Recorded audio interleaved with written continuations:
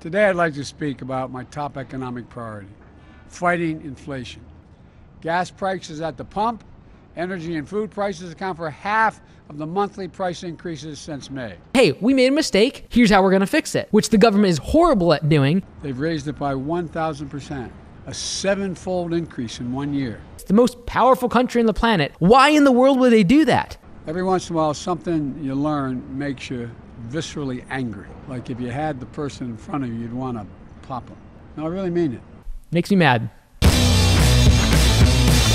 Hey everyone, my name is Mike Andes. I'm the founder of Augusta Lawn Care. We have over 90 locations around North America. And today I'm talking about something that impacts all small business owners. Over the past several months, as we've seen gas prices soar, I've seen the margins and the profits of small business owners and home improvement companies and industries dramatically decrease, and massive compression in the amount of profits that is coming to small business owners. This is somewhat alarming, especially when the jobs report comes out from ADP and from the government, both saying the same thing, and that is small business owners, small businesses are actually firing and laying off employees at a very high clip right now, while these massive companies on the stock market are hiring all the new jobs that are being touted by the politicians. Now, a lot of this margin compression is due to inflation, and inflation is simply the cost of goods and services going up dramatically, and we've seen record highs over 40 years. We have never seen inflation like this, and a lot of that inflation has to do with energy prices meaning fuel and gas and etc. And a lot of that has to do with geopolitical things like the war in Ukraine, as well as a lot of other things that I want to talk about today, because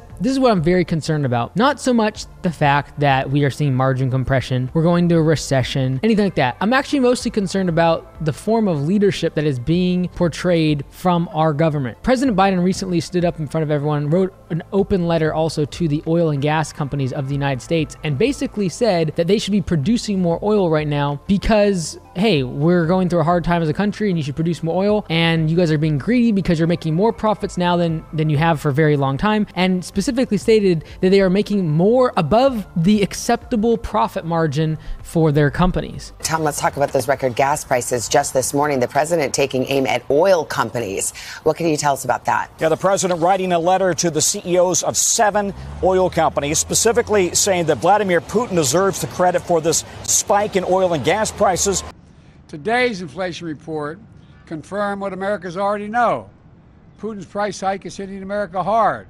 But he is also calling on oil companies to explain their profits and specifically their refining reduction. Here's what the president writes. At a time of war, refinery profit margins are well above normal and being passed directly on to American families, and that's not acceptable. Several things I want to talk about, and this is beyond politics, because I'm actually talking more about the leadership side of things in comparison to just the political side. Because from a political side, there's definitely things to be said here. Now, this is the thing. When President Biden says that, he's basically trying to push blame off onto someone else other than himself. Now, do I believe that President Biden in and of himself could change the gas prices? Not really. But this is what I want to make very clear. Recently, in one of my videos, someone stated that the oil and gas, it's because the gas companies are trying to make money and they're making all these profits and it's horrible. And that is what's trying to be portrayed from our government currently, because that's what's right politically. But in my opinion, this is the actual truth of the matter when it comes to gas prices and why they are so high. And why do these gas and oil companies, why don't they produce more oil? Why don't they just go ahead and slash their prices so we can all get a cheaper tank of gas at the pump? Well, first and foremost, I want to ask the question this. What is above an acceptable profit margin? This is like some socialist, communist type stuff where we start telling business owners and privatize business where they can set their prices and what is too much money to be making. And it's very, very alarming, because in a free market, these type of price issues don't happen. Because see, one thing that the government has to realize, they cannot control the profit margins or the prices of individual companies. But what they can do, and they have not done, is allow the free market to work. They have not allowed the drilling of new oil. They have not allowed for gas and pipelines to be built in a free market society. If that was being done and you were making all these profit margins, guess what would be happening right now? When a company makes way too much profit margin, you know what happens in a free market? Competition enters the market. Competition comes and brings that price down because there's more people willing to offer that oil for a lower price, and therefore the prices come down. But what you have done at the government level is talk about clean energy, and we're going to penalize these oil companies so much. We're not going to allow infrastructure. We're not going to allow drilling. We're not going to allow these pipelines. And that's what that has done, is not allowed any new suppliers to come into the market. No one else wants to compete in the oil and gas industry when you're trying to penalize them, make them look stupid, and when they should be your biggest ally, your biggest partner in solving this whole oil and energy crisis is get more suppliers. Make it easy to drill oil. Make it easy to be able to move and transport that oil, take us off the reliance of Saudi Arabia and Iraq and Russia, for crying out loud, who's the third largest oil producer in the world. So if you're going to cut them off, realize that you're going to have an increase in prices of oil. But if you actually want to take ownership of a problem, which the government is horrible at doing, which is actually admitting, hey, we made a mistake, here's how we're going to fix it. Why not just admit the fact that we need to make sure that we are energy independent in the United States? We have the resources, we have the oil. Why not just make sure that we have the free market reign? If you allowed legislation and allowed the rules and regulations that are keeping suppliers from starting to drill, starting to actually compete with Chevron and Shell and these other massive companies, if you took away that red tape, you would have a free market that would bring the price down. We would be energy independent. We wouldn't rely on Russia and the people in the Middle East to bring us oil. And this is what makes me really unhappy, is because there is absolutely things as a leader we cannot control. The government, I don't feel like theoretically they could not control in the micro a war in Ukraine. That's like outside of them. They could put blame on that. That's fine, whatever. But you have to realize that things are going to happen all the time. Things outside of your control are going to happen all the time in your business, in your family, in your relationships. But you have to ask yourself, what can I do? What can I do to take ownership of the fact that I can make a change in this situation? Because if you can't, you become a victim.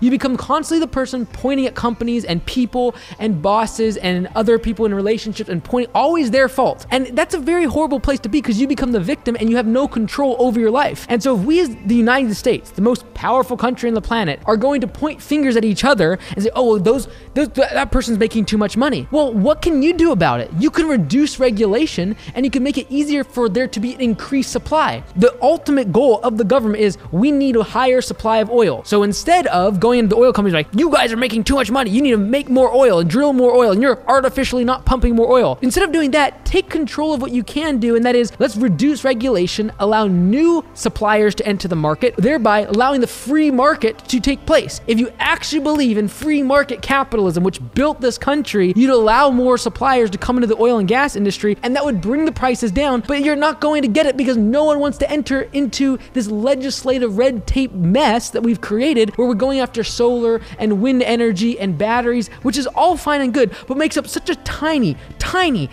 part of the amount of energy we need in this country. We need to realize that that goal of getting energy to be, eco-friendly or whatever is literally decades down the road, and we can strive towards it. But in the meantime, we've put ourselves in an economic and political and really just a geopolitical issue here with other countries that are literally our adversaries and people that we hate and hate us, and we're trying to bargain with them about gas. We could become independent of this, but again, this just takes ownership. This takes a leadership that says, hey, look, I was wrong about this. We jumped the gun on clean energy, and we're going to allow regulation to be cut. We're going to allow new suppliers to enter the market, and we're going to allow the free market to actually bring these prices down and increase supply. This is simply a demand and supply equation. We have high demand right now. Everyone needs gas and people are traveling and all the rest of it. Well, supply, we are literally cutting out Russia, our the third largest oil creator in the country, in the world. We're cutting them out, and then we're also reducing supply by not allowing us to drill in the United States and actually get more supply. And we're making it harder and harder for new competition to enter the market, which also would increase supply. So if you're going to push supply down and down and down at the same time that you bring demand up and up and up,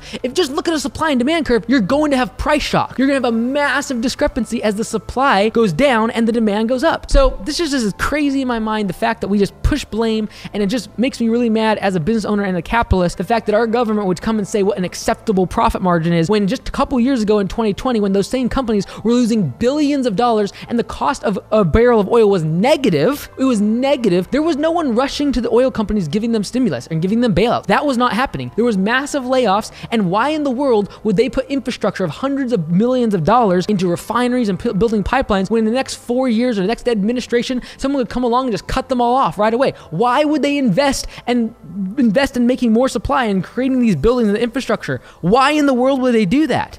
Makes me mad.